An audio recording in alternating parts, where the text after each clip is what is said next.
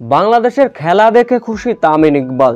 মালদ্বীপকে হারিয়ে নয়া ইতিহাস গড়ল বাংলাদেশ।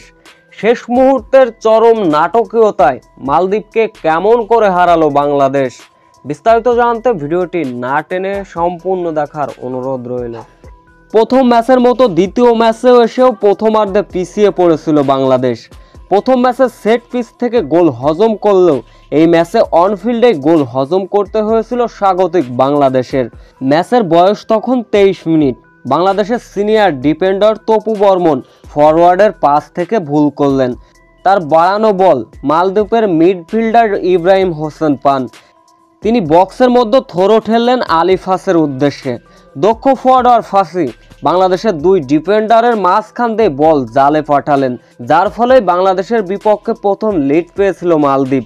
ম্যাচের বয়স তখন প্রথমার্ধের শেষ মিনিট অর্থাৎ 42 মিনিট। মুজিবুর রহমান জনি বাংলাদেশকে সমতা এনে দেন।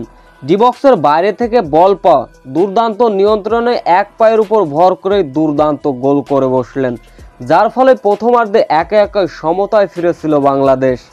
দ্বিতীয়ার্ধে এসেও চলে আক্রমণ আর পাল্টা আক্রমণ। ম্যাচের বয়স ঠিক তখন 84 মিনিট। দুর্দান্ত গোল করার সুযোগ পেল বাংলাদেশ। মালদ্বীপ গোলরক্ষককে একা পেয়েও গোল করতে পারেনি বাংলাদেশি ফুটবলার।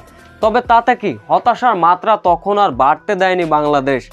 অতিরিক্ত মিনিটের ঠিক শেষ মুহূর্তে অর্থাৎ 94 মিনিটের মাথায় দুর্দান্ত গোল করে বাংলাদেশকে জেতালেন পাপন সিং, যার ফলে মালদ্বীপকে 2-1 গোলের ব্যবধানে হারিয়ে নয়া ইতিহাস গড়ল বাংলাদেশ ফুটবল দল।